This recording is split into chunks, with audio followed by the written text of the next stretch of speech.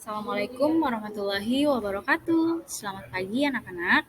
Alhamdulillah kita bertemu lagi dalam pelajaran IPS kelas 7 dengan materi kegiatan ekonomi produksi. Sekarang coba kalian perhatikan gambar berikut ini.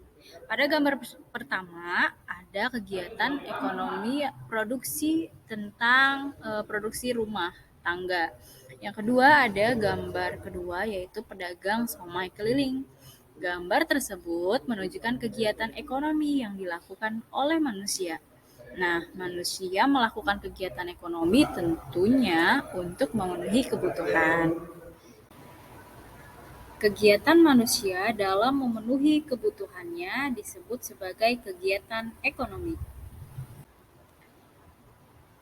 Pada kegiatan ekonomi terbagi menjadi 3 kegiatan. Yang pertama yaitu kegiatan produksi, yang kedua kegiatan distribusi, dan yang ketiga ada kegiatan konsumsi.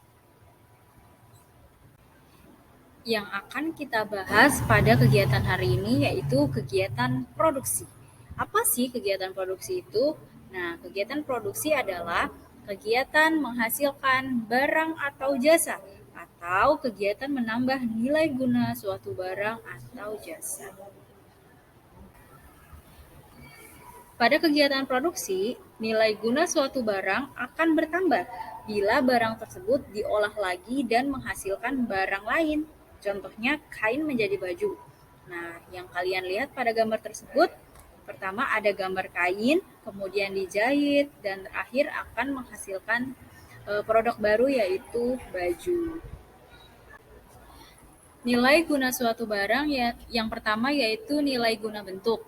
Suatu barang akan memiliki nilai guna apabila telah mengalami perubahan bentuk. Contohnya, kacang kedelai akan memiliki nilai guna lebih tinggi apabila diolah menjadi tahu atau tempe.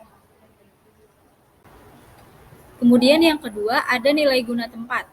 Nah, nilai guna tempat ini apabila nilai guna barang akan lebih tinggi karena perbedaan tempat. Contohnya, pasir akan bertambah nilai gunanya jika dibawa ke toko bangunan.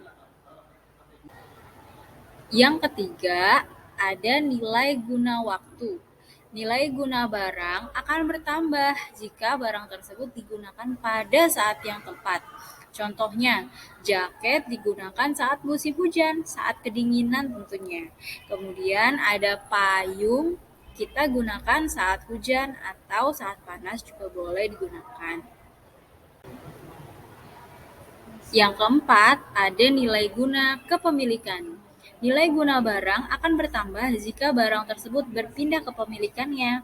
Contohnya, yang tadinya sepatu berada di toko belum memiliki nilai guna dan akan memiliki nilai guna jika dibeli seseorang dan akan dipakainya.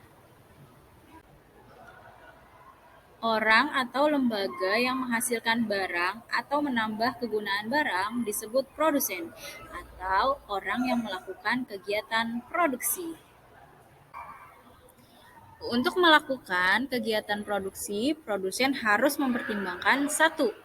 What, apa atau barang apa saja yang akan dihasilkan dan bahannya apa saja.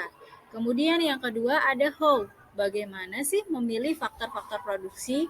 Yang ketiga ada whom, kepada siapa barang produksi tersebut didistribusikan. Faktor-faktor produksi. Yang pertama yaitu faktor produksi alam atau faktor produksi sumber daya alam. Dalam hal ini, produsen sangat membutuhkan bahan mentah yang akan digunakan untuk memproduksi barang atau jasa. Yang kedua ada faktor produksi tenaga kerja atau faktor produksi sumber daya manusia. Pada faktor sumber daya manusia ini, tentunya produsen wajib memberikan bayaran yang layak untuk kerja keras mereka. Yang ketiga ada faktor produksi modal. Nah, faktor produksi modal ini sangat penting dalam kegiatan produksi. Yang keempat ada faktor kewirausahaan.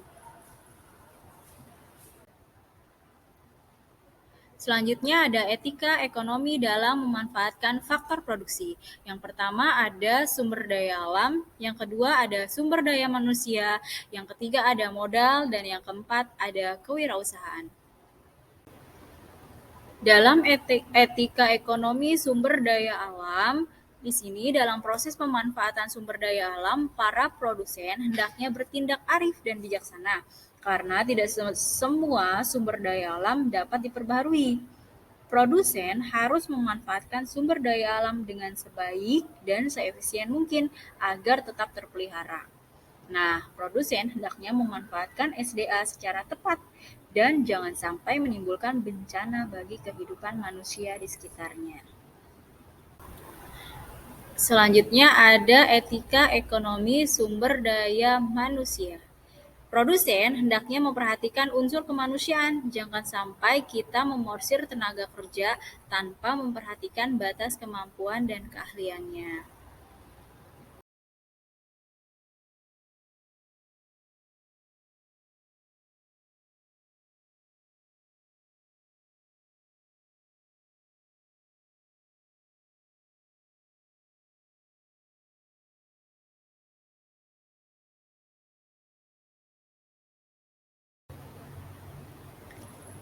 Yang keempat ada kewirausahaan, yaitu maksudnya produsen hendaknya melakukan proses pembinaan dan latihan secara terus-menerus serta pengkajian yang dilakukan secara berkelanjutan demi peningkatan kualitas produksi.